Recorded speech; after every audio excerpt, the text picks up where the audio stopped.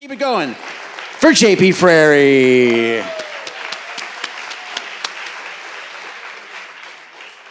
Okay.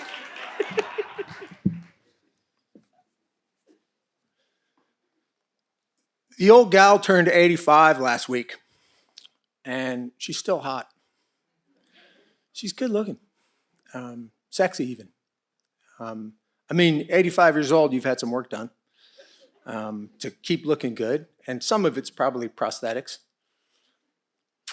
But I know she's 85 because she was born the same year as my father. In fact, my father walked across her in his mother's belly in 1937 because he was born in August and she was born in May. I'm talking about the Golden Gate Bridge. I have a personal relationship with this bridge.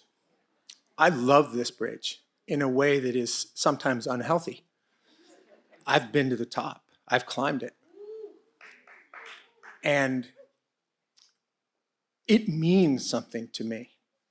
And I think it means something to other people too.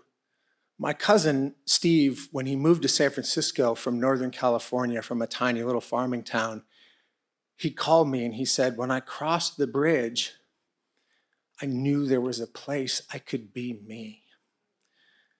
Steve died of AIDS in '93. So this bridge means something to me. It means something to my family.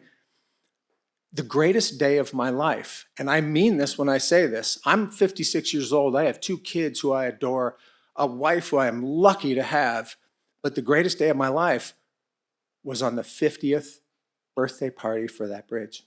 1987, they closed the bridge to cars, and they told people they could walk across just like in 1937. And the bridge district thought maybe 50,000 people would be there. 1 million people came. And I lived at 35th and Balboa, so I could see cars the day before appearing in the neighborhoods everywhere. And I was like, oh my God, if you want to be there, if you want to go across this thing, you're going to have to get there early. My entire family had come, everybody, cousins from everywhere, which I'm sure other families, the same thing was going on. We're going to walk across the Golden Gate Bridge, this iconic bridge. It's the favorite bridge in the world. It always is. And I went, we got to get there early. I'm going to ride my bike. So I rode my bicycle at 5 in the morning because it opened at 6. There were cars parked on Geary, Anza, down by the park, and there were thousands of people walking in the dark towards the bridge. And I wove through them on my bicycle. And I saw a few other bikes doing the same thing. And I got right to the front where the toll plaza is. When they opened it up, it was the mad dash of people on bicycles racing like crazy. Oh, I'm going to be first, I'm going to be first, I'm going to be. And everybody was laughing and having a great time. The thing is, they opened the Marin side at the same time. And there was this horrible, oh my God, what are we going to do? But we got there way before the people on foot. So we were having a little party. I saw this flaming red hair on this woman, and I realized it was my boss from the restaurant where I worked. She was in her mid-30s. I was 21. And she saw me and rode over, and we were chatting and having a great time. She had a picnic basket on the front of the bike, and she opened it up, and she had bagels and mimosas pre-made that were now all shaken up. So when you opened it, it sprayed everywhere. But everybody crowded around here, and we were having this great time. And then we all started to notice that this mass of humanity was coming towards us.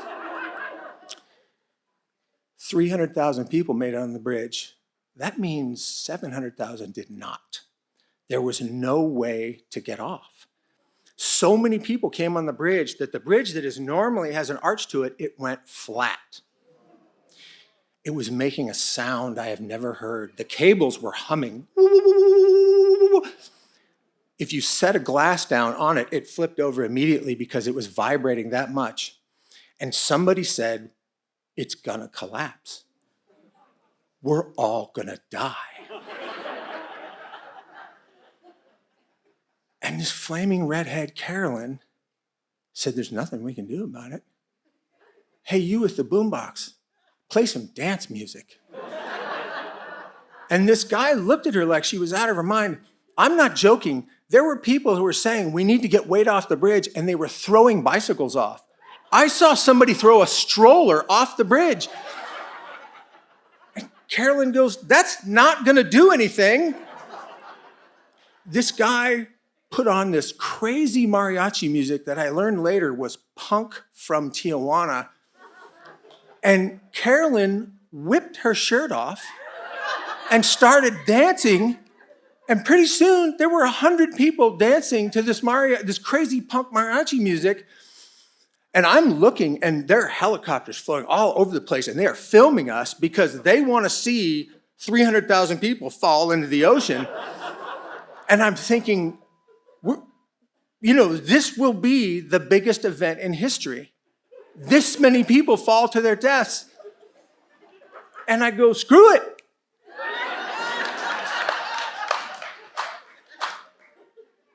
It took 4 hours for the bridge to clear. I rode with Carolyn to her houseboat in Sausalito. She was married. There was some vibe I never felt. I was 21. I'd never felt this vibe before from her, from anybody in my life.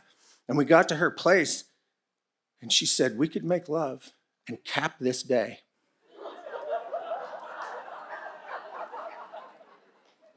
But I kind of want to stay married.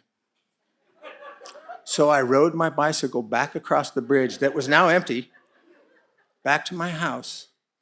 But for my entire life, anytime some crazy thing has happened and I've wanted to go off the rails, I hear her voice. We could do this, but I don't want to. Thank you.